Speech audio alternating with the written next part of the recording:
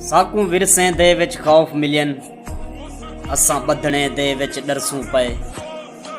साडी तस है कई 100 सालें दी, असां ख्वाब विच बुॾसूं तरसूं पए। साडा जीवन जुआ जगदा है, जग जीत के बाजी हरसूं पए।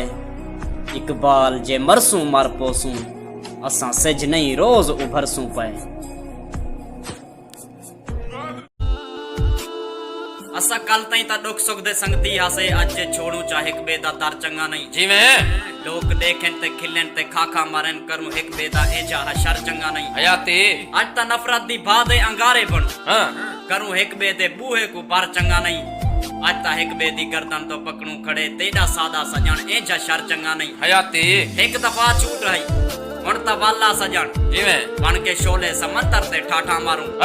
एजा नफरत दी फाव ते पानी सटूं, वट के दुश्मन दी गर्दन ते चाटा मारूं। आखरी ऐं ढोला आखरी उनको भुल वंज पाकर जींदे जी, जै तेरी नहीं परवाह कीती। जेंदी हद तू वध तां इज्जत कीती, सच पुछ नहीं यार गुनाह कीती। उंदी जात को ऐस्ता वार कीती, क्यों आप ई गुमराह कीती। तेरी हालत फाखिर ओ नहीं रही, जिवें आप फना कीती। जिवें हाँ एडी बस्ती एच गम गुरबत दे झुम झुमने हन, तू टुर पिया आई। जिवें इत मूंच मतान ते मातम हन, मुंह डुमने हन, तू टुर पिया आई। हयाती गम जागने हन, दुख जागने हन, जिवें सुख सुमने हन, तू टुर पिया आई।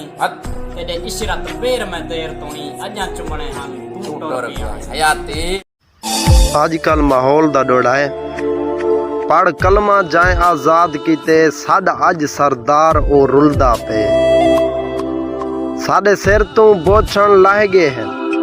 साडा हार सिंगार अज रुलदा पे, सच्ची यार मुहब्बत नहीं रह गई।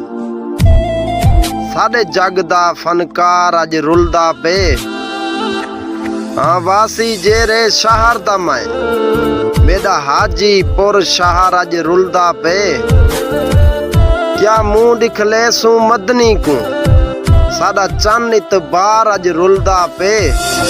असां विक गयूं नई बलोच इन डॉलर विच, साडा कारोबार अज रुलदा पे।